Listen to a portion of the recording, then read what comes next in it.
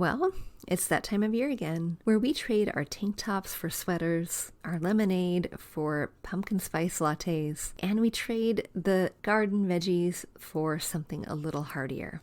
And we dust off our front porch so we can make space for 1,329 pumpkins. Is that you? Have you gotten your pumpkins yet? I have not gotten any pumpkins yet, and it's been a little bit hard to want to do that because it has been so glorious here in the Pacific Northwest. The days are starting crisp, but wow, are they nice and warm and sunny and bright and absolutely lovely. But I know soon enough the days are going to grow cooler. They are definitely growing darker. And as we transition from the outside weather, our bodies make a change too. We do trade those warmer weather clothing items to something that is cooler, something that will help us feel more comfortable in that transition. And I don't know about you, but I definitely start craving heavier foods in the wintertime or in the fall and winter, almost like a chipmunk storing up for winter. I am not necessarily interested in having my smoothie for lunch, but I want something just a little bit more warm, maybe a little heartier. And that craving, I think, is natural. It's a natural instinct. We're going to harness those natural transitions that our bodies normally make in the seasons as we decorate the inside of our home. So grab something warm to drink, grab a notebook and a pen, and get cozy for today's show. We grew up with the phrase, home is where the heart is, but our culture has shifted and now the message is, home should be Pinterest perfect. I'm calling BS on that message. Home, it's not about the stuff, it's about the story. And whether you know it or not, your home is a reflection of you and is already saying something. So what is it that you want it to say? Hey, I'm Danny, a former first grade teacher turned home decorator. Going from a dual income to a single income so I could stay home with my babies meant budget, like ramen eating, Goodwill shopping budget.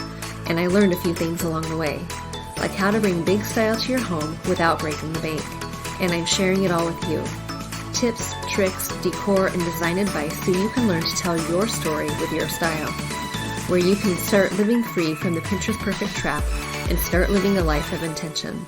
Welcome to Fig and Farm at Home, where we design happy living and where it doesn't have to be perfect to be beautiful.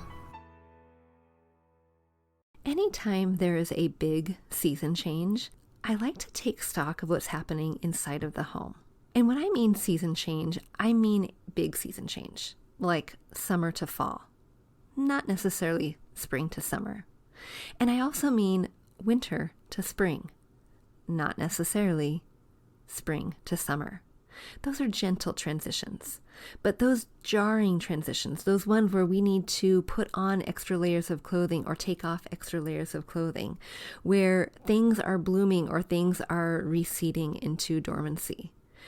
That's what I'm talking about, those dramatic season changes. And we are upon one right now as we transition from summer into fall. And as those transitions are happening outside, I like to take stock of what happens out there so that we can mimic those things inside of our home. Because what I know is that those days of really bright light and warm air, those days are either long gone or coming quickly to an end. And outside, we are retreating just a little bit more inside. We're changing all of those warm weather clothing items to something that will keep us more comfortable in the cooler weather. And sometimes our activity level goes down a little bit. We're taking all of those observations that we have, generally speaking, when we have a big transition, and we're taking those inside today. So I do want you to make sure you have a notebook and a pen because we're going to take a few notes today. So how do we create a cozy space inside of your home, a cozy space that is reflective of fall, reflective of what's happening outside? How do we create that? Here's what we're going to do first. What I want you to do is I want you to write down all of the things that you notice about fall time. Everything that you notice. And if you can categorize those things, that would be better. And I'm going to give you a hint. If you're not sure what those categories might be, you might think about the five senses. What are things that you think about when you think about what you see during fall, what you hear, what you smell, what you taste, what you touch. What are the things that you observe? And then I want you to make one more category, and I want you to think about mood.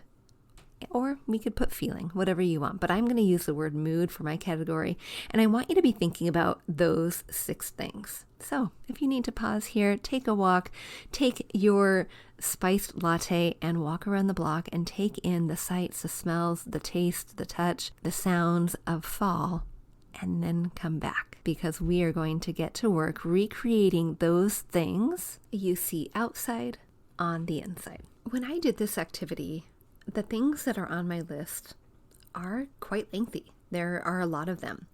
And I know that if I categorize them, they're going to look maybe similar to what you have.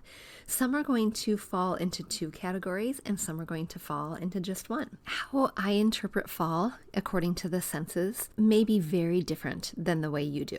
And that is okay, and it's actually really good, because your interpretation of what you feel fall to be like is going to help you bring fall into your home in a way that is personalized to you. So let's start with sound. The things that I put on my list for sound when I think about what it is that is indicative of fall, I think about crackling fires, wind rustling through the leaves on the trees. I think about rain falling, especially here in the Pacific Northwest. But when I translate those sounds into maybe a playlist, I'm thinking about music that is just a little bit moodier, a little less upbeat, a little less spunky. It's just a little bit more relaxing. It might be great background music. It might be more instrumental. Those are the things that kind of conjure up fall images to me. But what about you? What is it that you think about when you think about fall sounds? When we think about taste, I think about things that are growing. Apples, pears, pumpkins. I think about cinnamon. I think about other spices like cloves and nutmeg. I think about maple, like maple syrup. I think about chai tea. I think about salted caramel. I think about all of those things when I think about taste. And some of those will even carry over into the smell. So let's go there next. When I think about smells in the fall, I think about apples and spices. I think about pumpkin, but pumpkin by itself, not necessarily. It's really more the spice. I think about wood fire smoke and a more pleasing scent inside of the home, not necessarily wood fire, but maybe tobacco. I think about cinnamon. I think about clove. I think about vanilla. When I think about things that I see, I'm thinking in terms of colors, reds and oranges. I'm thinking about burnt oranges, yellows. I'm thinking about wood tones and even just wood in general. I'm thinking about things that I both see and can touch. Things that feel super cozy, like flannel or cable knit sweaters. I'm thinking about down. I'm thinking about chenille and wool. Those are things I can both feel and I can see. And I'm also thinking about the way things look a little bit darker. They get a little bit moodier during the day, even in the morning time when the location I live in is enveloped in fog. So it feels a little bit moody and like we're settling in for a nice cozy hug. I think about ambient lighting, the lights that come on outside just a little bit earlier, and the way that some of those warm lights can just make the outdoor space feel a little bit less dark on a long fall night. And there are so many other things that I've observed, and I'm sure there are many more things that you've observed on your list of all the ways that fall triggers your senses as well as mood. Make sure you add that 6th one. And I want you now to think about how we can translate all of those things into an indoor setting. But before we do that, I am going to add one layer of complexity here, because I know that pretty soon after fall, we're going to transition right into winter. And sometimes when you are designing for your fall space, knowing that that fall space is going to flow seamlessly into winter, also knowing too that we have a few big holidays that are landing right smack dab in the middle of this transition. So I like to think about how what I create for fall can carry over. It's not necessarily Halloween. For me, it is more fall.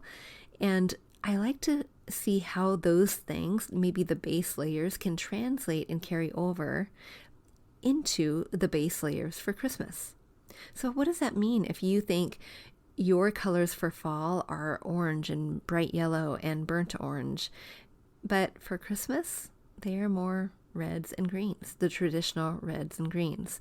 So I do want you to be mindful of how you can carry over what it is you're thinking about for this fall season, and if any of the foundation that you're creating there can make space for that transition into winter. So what do I mean by that when I say decorate for this season with the next season in mind? Here's an example.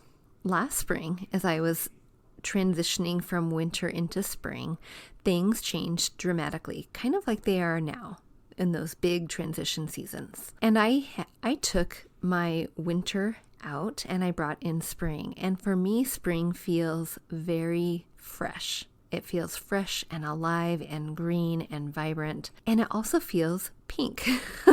Can a season feel pink? And I knew that I wanted those two colors in those color palettes to carry over into summer. But I started heavy green, and then I transitioned into more and more pink. So my base layer, my foundation layer in spring was green, but I brought in more and more pinks as it got warmer and warmer and warmer. And as it did get a little bit warmer, I brought in another layer of yellow, just a little bit of vibrant pop of color. And when I say brought in, I don't mean I painted the walls. I don't mean that I changed out furniture. I mean that I added a yellow tassel to my lamp, or I traded out my white blanket for my green blanket. Or I traded out my wintry white pillow and I had a light pink pillow that came in with some greens and yellows on it. That's what I mean by bringing in those colors. We're not changing our entire color scheme. We are just complementing what we already have. When you have anchor pieces in your home that are neutral enough that you can mix and match and change and bring new pieces in and swap pieces out, when you have that anchor piece that is foundationally speaking a neutral, you're able to change with the seasons pretty seamlessly. And if you're wondering what I mean by anchor piece, quick cliff note version is that an anchor piece is a piece in your home that is either too costly to change every couple of years, or it is built in. And all of the extra things, the peripherals, are the things that we are bringing in to complement the anchor pieces. These are the nuances of design, and they bring the big punch. They're small pieces, but they pack the mighty punch. So when your anchor pieces are foundationally neutral, and I don't mean white, I don't mean tan, I don't mean light gray, I just mean a color that can play really well with the other colors that you bring in throughout the rest of the seasons. It's going to allow for a continuity of design as the seasons change. Take this for example.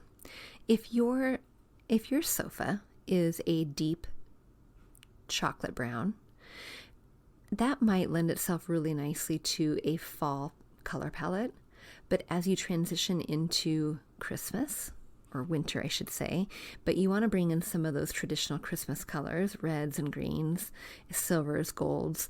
Those colors might not carry over, and the peripheral colors of the colors of those peripheral pieces might not play very nicely with the anchor that is deep cocoa. But if we had, for example, a light gray couch, sometimes those colors can play nicely in fall as well as in winter with some of those Christmassy colors. Now, does this mean that any of you who have a cocoa colored couch need to go and toss it into the fire? No, don't do that. But what it means is you might want to think about, if you think, why do my Christmas decorations not look as good as what they do in fall? You might want to think about that. What color is your anchor piece, and is your anchor piece fitting with the color scheme, the color palette you have in mind for the season or the holiday that you are decorating for? And sometimes that is the piece that isn't necessarily working well. It doesn't mean you have to go and change it. Remember, anchor pieces are pieces that are too costly to change every couple years. But the next time you replace that couch, maybe that could go into your design plan. What does that mean for all of those lovely pieces you have in mind for the seasonal decorating? Well, you might have some options. One option is a slipcover. Another option is to maybe think about changing some of your peripheral accent pieces. Instead of reds and silvers, because those might clash just a little bit with the deep cocoa brown, you might have a more cream based, something that will lighten the couch, and then you have just a teeny tiny bit of red instead of so heavy red. You might flip flop it and have more creamy with a little teeny tiny bit of red. So as you are thinking about how you are going to be bringing fall into your home decorating this fall, think about a color palette that you not only see in nature, but that will go well with the anchor piece that you already have. Remembering that any colors that you bring in should be repeated about 3 times in one vantage point, in one area where you can see, where you can scan and see that area. You want it to be repeated about 3 times so that it doesn't become an accidental outlier. So if I'm bringing orange in as an accent piece, I want to make sure that I don't just have one orange candle, that I have a couple repeating elements of orange, and it doesn't have to be 3 candles. It can be an orange plaid blanket, it can be an orange candle, and it can be an orange pumpkin. The more repetition you have in color, in texture, in wood tone, in all of these individual design elements, the more repetition you have, the more cohesive it is going to look. Now, keep in mind that there can be also a fine line between repetition and too much of a good thing.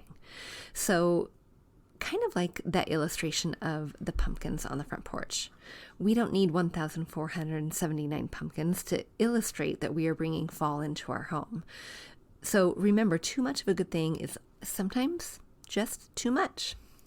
So as you continue to think about bringing fall into your home, think about the ways that you can add touches of your 5 senses. How can you create a scent in your space that makes you feel like fall? How can you add a layer of depth and warmth and texture to that by adding things that you can feel, or things that you can see, things that you can maybe even taste? Thinking multidimensionally is going to create a cozy space and create that mood that feels like you're being enveloped in that cozy cocoon, like fall often feels. Like dipping into your warm sweater on the first cool day is going to feel. So as you are bringing in all of those decorating ideas that you have in mind, think one layer deeper. Think one more texture. Think one more light source. Think one more. And again, it doesn't mean too much of a good thing. It doesn't mean that you have to have one more pumpkin. And goodness, let's stop for 1 second on the pumpkins, because I was scrolling through Pinterest just recently, and I am admittedly going on a sidetrack here. I was scrolling on Pinterest, and those images are so pretty. And this year, I feel like it is just a little bit more tame than what we've seen in the years past. But I stopped on a few images, and I counted the pumpkins on the front porch, and the highest number I counted today was 35, and I'm saying this is this year's image. I know in years past it has been much more than 35. It's been pretty exorbitant. And again, they make really, really pretty pictures. But it made me stop and think about 2 things. One was the expense for having so many pumpkins. I did some quick guesstimating, and of the image where I saw 35 pumpkins, and I guessed that maybe the average price would be about $8. That is $200 and about $60 for front porch decorations that are just going to rot. I don't know that you can use all of those pumpkins, especially the blue ones and the white ones, for making pie or making pumpkin puree. But it also made me think about the intentionality behind that decorating. So don't forget about that. Their intention in these photos might be to make the pretty picture. It might be to get the follower. It might be to land a couple more likes on their Pinterest page or take them back to their blog so that they can read the blog post for how they created the beautiful picture. But what is your intention? What is your intention when you set out to create and bring in fall into your space? Is it a feeling, or is it more than that? If you want that cozy feeling, that layered feeling, that enveloped in warmth, in a warm hug feeling, what are the layers that you can get there? Think through all of that homework we did, that walking we did, and the investigating of the way that you observed fall through your senses. And how can you create that intentionality by bringing in those elements and adding layer upon layer so that you can have whatever that intentional feeling that you want to create this fall in your space. As you craft your fall-inspired home and you set intention and feeling for the space that you want to create, I encourage you to come and share that with us over in the Facebook community. Share with us what it is that you found outside that inspired you to create the inside just like it. Was it something you smelled? Was it something that you can touch or you can feel? Show us over there on the Facebook community. Some of you listening may be thinking you wish that you had a way to create the cozy looking home all year round, not just in fall. Do you wish that there was a way to take what you see on Pinterest or on HGTV and recreate it in your own home, creating cozy, cohesive spaces that flow seamlessly from room to room? I know what it feels like to walk through my front door and want to turn right back around again, to feel restless, unsettled, uninspired, like you know there are changes to be made, but you just don't know where to start or what to do. Imagine if there was a roadmap for you to follow, a guide for you to know what changes to make and when to make them. And imagine those changes not costing more than your most recent trip to Target. That's why I created Design SOS, a home decorating coaching call where I help you step out of overwhelm and start creating a comfortable, cohesive looking home. A home that you are excited to come home to. A home that you stop and stare in the amazement of what you just created. You'll be able to take that brave first step of starting, taking one step, then another toward having the lovely home you dream about from the images that you keep pinning on Pinterest. Only this home is yours. You'll walk away with a rock-solid idea of what you want your home to look and feel like, and a design action plan to help you get there, with accountability and support along the way. So if you're ready to take that brave first step out of design overwhelm and into action, creating the home that you've only dreamed about, why wait? I have 4 spots available for the month of October, 4 spots available for a buy one, get one free coaching session. You get 1 hour with me, and then you get another one free. So if you're ready to take action on creating your cozy, cohesive looking home, book that call over at figandfarmathome.com/book-a-call. I'll see you there. Hey, real quick before you go, if you learned something new or found value in today's podcast, would you head over to iTunes to Fig and Farm at Home and leave a review and subscribe to the show? That would be awesome. And if you'd like to connect with my community of mamas who are learning to be intentional storytellers within their own homes, join us at bit.ly/design101 group. There's always more room at the table. See you soon.